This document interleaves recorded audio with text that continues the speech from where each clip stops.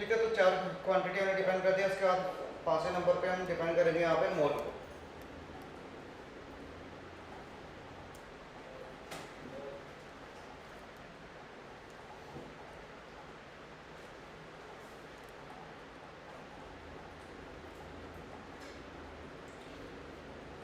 तो देखिए मोल का हमें जरूरत क्यों पड़ा, क्योंकि हमने पहले से हमारे पास एक आवर्त सारणी थी मेंडलीव का ना, डोमिनेटर था हमारे पास, ठीक है, लोथरमेयर का भी हमारे पास पीरियडिक टेबल था, आवर्त सारणी था।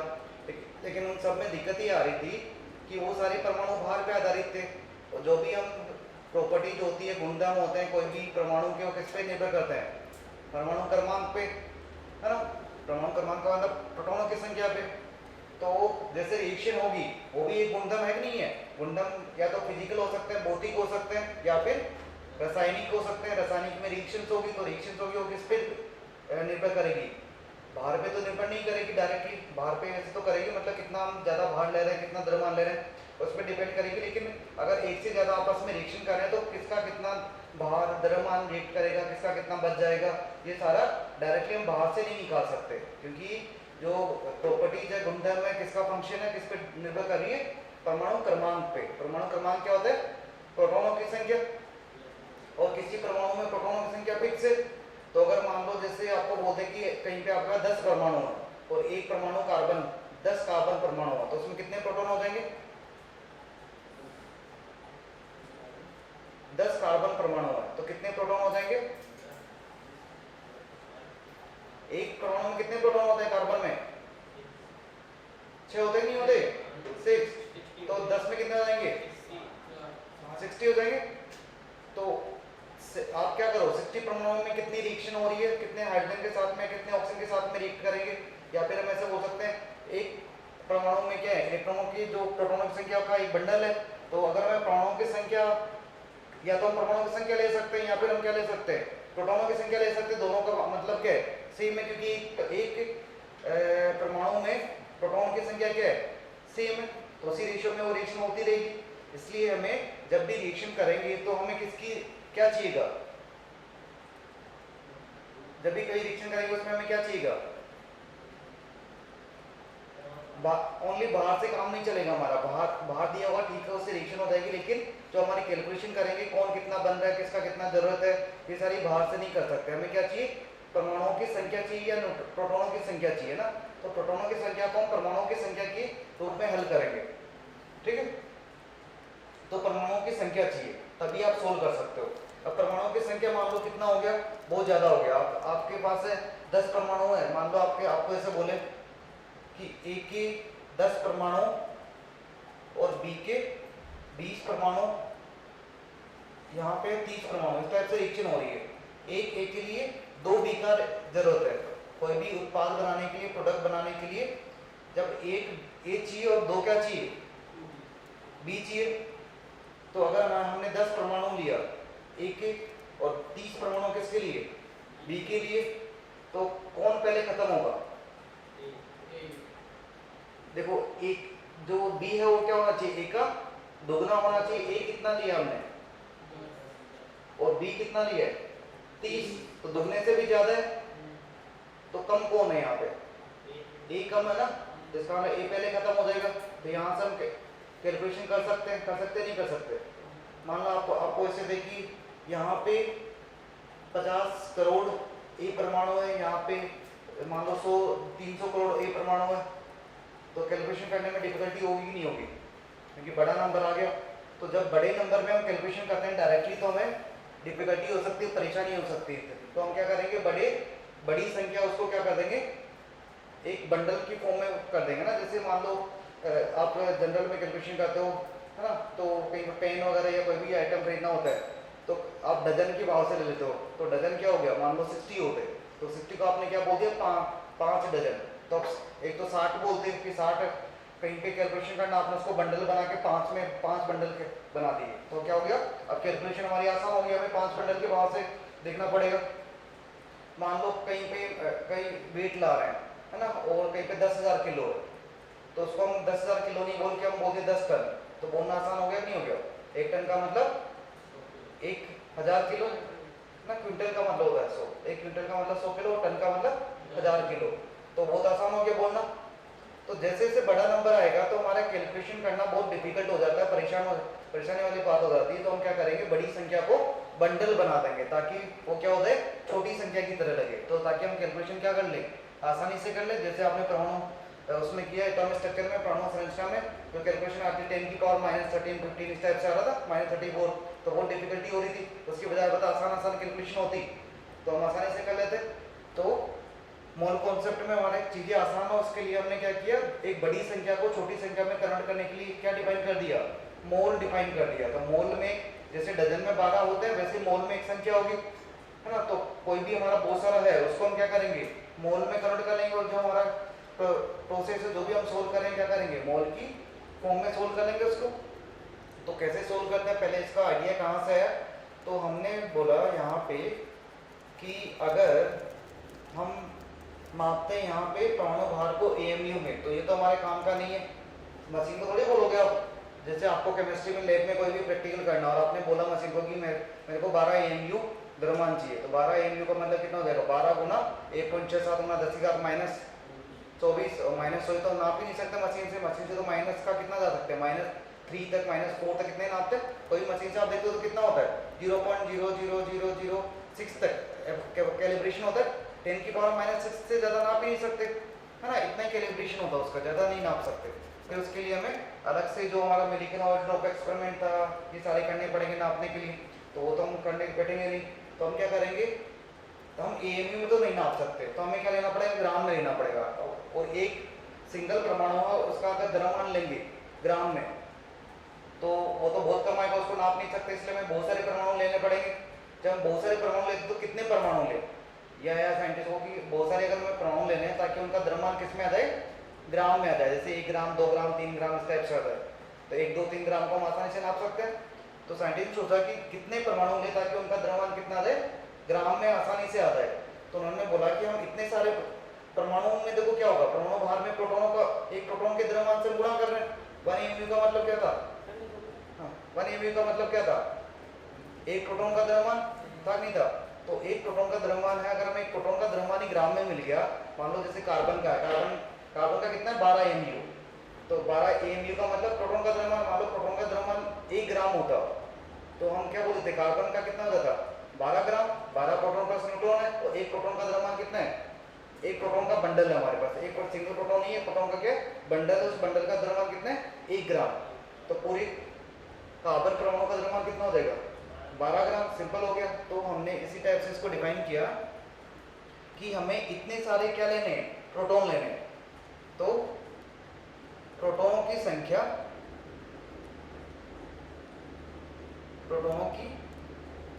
अब संख्या कितनी लेनी है, इतनी सारी लेनी है ताकि उस संख्या को 1 AMU से गुणा कर दे।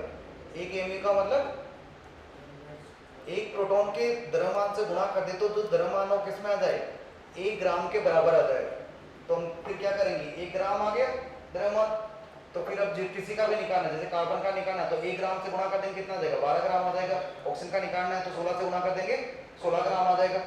ठीक है। तो अब संख्या कैसे है कि संख्या को हमने बोल दिया n, तो इसको संख्या को n मान लेते हैं। और 1 AMU का मतलब क्या होता है ग्राम में, 1.67 गुना 10 की घात -24 ग्राम बराबर 1 ग्राम। तो ग्राम से ग्राम कट जाएगा, तो n बराबर क्या हो गया यहाँ से 1/1.67 गुना 10 की घात -24। बताओ इसको मैं ऐसे लिख सकता हूँ, 10 की घात प्लस 24 गुना बटा 1/1.67। तो माइनस का 24 था, ऊपर जाके प्लस का 24 हो गया, हुआ नहीं हुआ, ठीक है। उसके बाद जो प्लस का 24 इसको मैं ऐसे लिख दूं, 10 गुना 10 की घात 23, है ना। बाहर अगर 10 लेंगे तो एक जो पावर है वो घात कम हो जाएगी, है ना। और अगर यहाँ पे माइनस की तो माइनस में बढ़ जाती, प्लस में क्या हो जाएगी, कम हो जाएगी, बटा 1.67 बताएगा नहीं आएगा।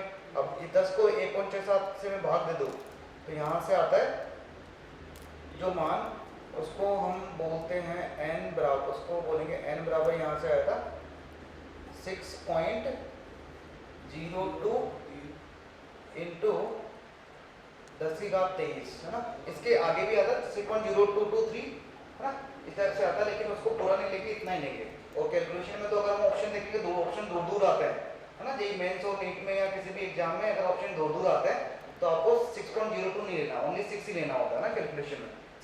6 गुणा 10⁻23 से पूरी कैलकुलेशन करनी होती है। तो ये जो कैलकुलेशन किया था फर्स्ट टाइम वो किया था साइंटिस्ट अवोगाड्रो ने, तो उन्होंने इसके नाम पे उनको रेस्पेक्ट देने के लिए हमने इसको बोल दिया अवोगाड्रो नंबर, अवोगाड्रो संख्या है ना, अवोगाड्रो संख्या Na को हम बोलते हैं अवोगाड्रो संख्या। Na इसको हम Na बोल सकते हैं या फिर एक मोल बोल सकते हैं ना। तो एक मोल या Na का जो मान हो जाएगा कितना हो जाएगा 6.02 गुना 10⁻23।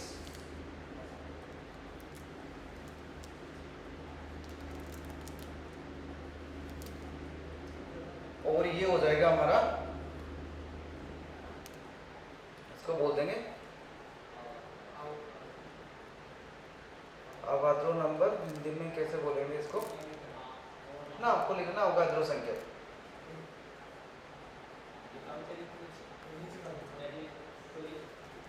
ठीक है, थ्योरी नहीं लिखना, बस वो समझाने के लिए था।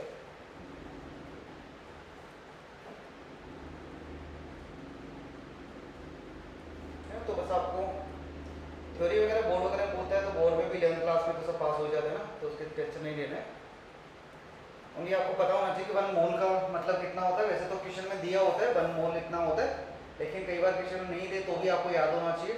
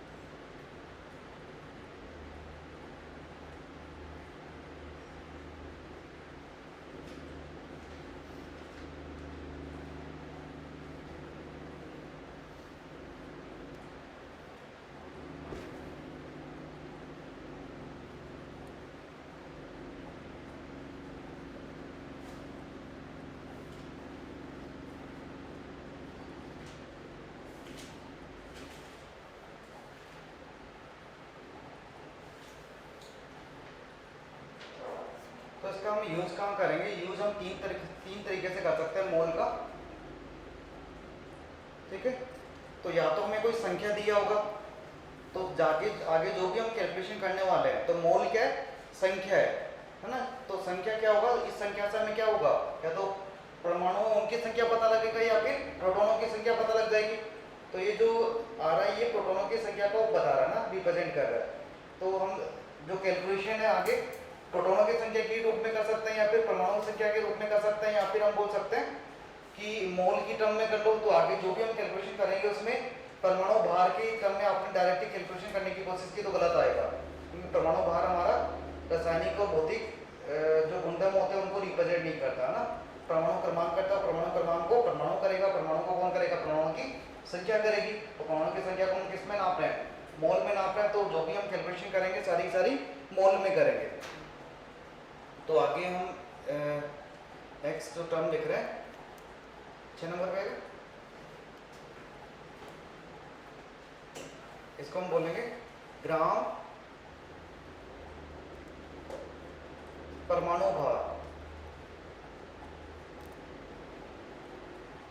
ग्राम परमाणु भार हिंदी में बोलते हैं, तो हिंदी में ग्राम परमाणु भार बोलेंगे, इंग्लिश में बोलेंगे ग्राम एटॉमिक मास। या कई बार इसको ऐसे बोल सकते हैं मोलर, मोलर मोलर परमाणु द्रव्यमान, परमाणु भार, मोलर परमाणु भार ना। मोलर मास या द्रव्यमान का मतलब होता है अणु का लेते हैं जनरली ना। अणु के द्रव्यमान को मोलर मास ये बोलते हैं ना, मोलर परमाणु भार, जिसको हम बोलेंगे मोलर एटॉमिक मास।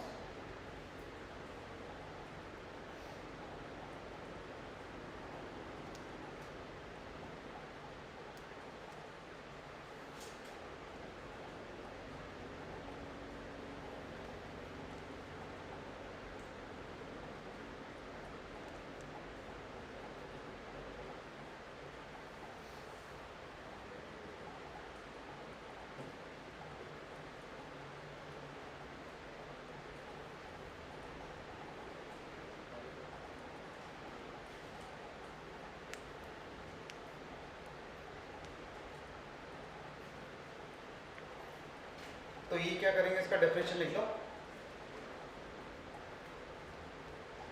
एक मोल परमाणु के का भार, इसका आपको परिभाषा लिखना है। एक मोल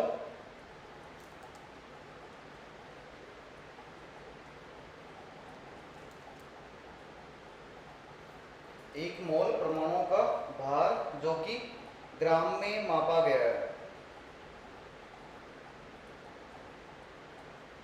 ग्राम में मापा गया है, को ग्राम परमाणु भार कहते हैं।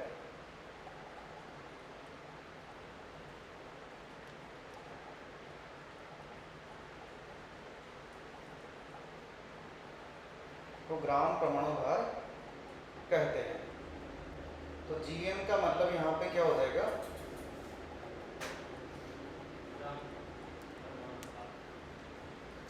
हम बोलेंगे एक मोल गुणा एक परमाणु का भार,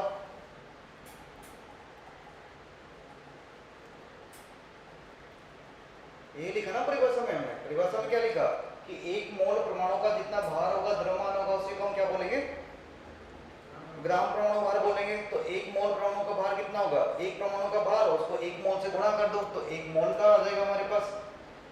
तो एक मोल का मतलब कितना होता है, एक मोल का मतलब होता है 6.02 गुणा 10⁻23 गुणा एक परमाणु का भार कितना होता है, एक प्रोटॉन का भार, एक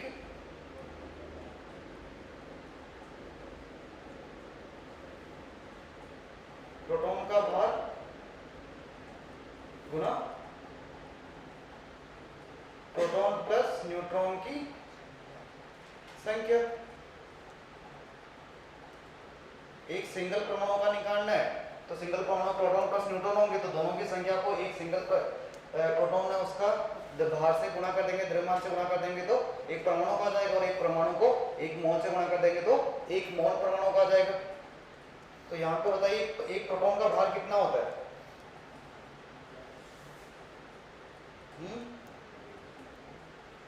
बताओ,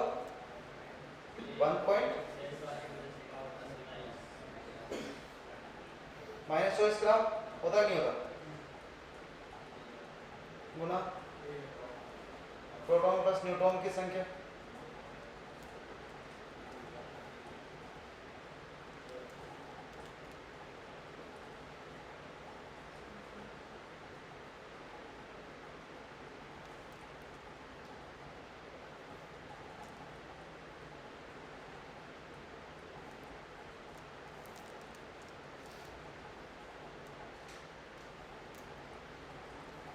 तो यहाँ पे मैं ऐसे बोल सकता हूँ, अगर मैं इसको देखो इन दोनों चीज़ों को, तो ये दोनों चीज़ें क्या हो जाएगी, 1.67 को 6.02 से गुणा करें तो ये आएगा 10 आएगा, नहीं आएगा, ऐसे निकालता ना, 10 में हमने 1.67 का भाग दिया था तो 6.02 आया था, तो 6.02 को वापस 1.67 से गुणा कर देंगे तो कितना आएगा, 10 आएगा। तो 10 गुणा 10⁻23 कितना हो जाएगा, 10⁻24, 10⁻24 को 10⁻24, एक बचेगा, बचेगा नहीं बचेगा, 10 प्लस माइनस का 24 हो, 10 प्लस का 24 कितना बचेगा, एक। तो मैं से बोलती ये पूरा चीज क्या हो गया, एक के बराबर हो गया। तो ग्राम एटॉमिक मास यहां से कितना आ गया, 1 ग्राम गुणा प्रोटॉनों प्लस न्यूट्रॉनों की संख्या। तो प्रोटॉन प्लस न्यूट्रॉन की संख्या इसको 1 ग्राम से गुना करेंगे तो 1 का मान तो 1 ही रहेगा, और हमारा इकाई क्या जाएगा, यूनिट क्या जाएगा, ग्राम। तो यहाँ से हमें द्रव्यमान जो मिलेगा वो किस में मिलेगा, ग्राम में मिलेगा। इस बार हम एमयू में नहीं देंगे, डायरेक्टली ग्राम में मिलेगा। और ग्राम में भी ऐसे ग्राम में मिलेगा जिसको हम नाप सकते हैं, आराम से माप सकते हैं ना।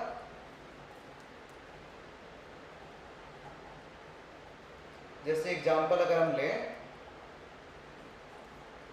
तो जैसे बोरोन की मैं बात करूं, बोरोन अगर स्टेप से लिखा है बोरोन 511, तो इसका मतलब इसका ग्राम एटॉमिक मास, ग्राम परमाणु भार कितना आ जाएगा, इसमें कितने प्रोटॉन प्लस न्यूट्रॉन है, 11। जो ऊपर लिखा होता है वही होता है हमारा प्रोटॉन प्लस न्यूट्रॉन की संख्या, तो इसमें 11 आ रहा है, तो 11 आगे यूनिट क्या लगाना है, ग्राम, है ना। तो 11 ग्राम आया है, ये कितने परमाणुओं का भार है,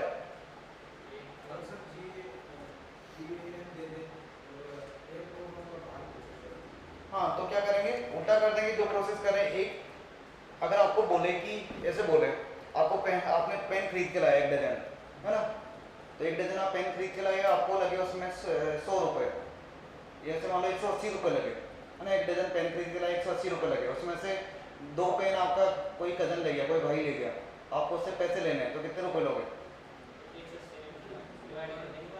क्या करोगे, 1 डजन का आप पैसे देके 180 रुपये, तो 1 डजन में कितना होता है, 12 होता है, तो 12 पेन का कितना रुपए दिया आपने, 180 रुपये, तो 1 पेन का कितना हो जाएगा, 180 बटा 12 कितना हो जाएगा, 15 रुपये। तो 1 पेन का 15 रुपये लगे हैं, तो 2 पेन का कितना लगेगा, तो अपने भाई से कितने पैसे लोगे तुम, 30 रुपये। कर सकते नहीं कर सकते, तो एक अगर पूरे ग्रुप का दिया है और एक का निकालना है तो कैसे निकालते हैं, अरे पूरे ग्रुप का दिया और एक का निकालना तो कैसे निकालते हैं, पूरे ग्रुप में जितनी संख्या है उससे भाग दे दो, है ना। ऐसे बोले कि आपकी क्लासरूम है, पूरी क्लासरूम में जितने भी स्टूडेंट है सबका हमने बाहर द्रव्यमान चेक किया, सबका नापा, और सबका नापने के बाद कितना है, 500 किलो आ रहा है, और क्लास में 10 स्टूडेंट है, तो एक स्टूडेंट का कितना आ जाएगा, कितना आ जाएगा, 50 आएगा नहीं आएगा, कैसे आया, जितना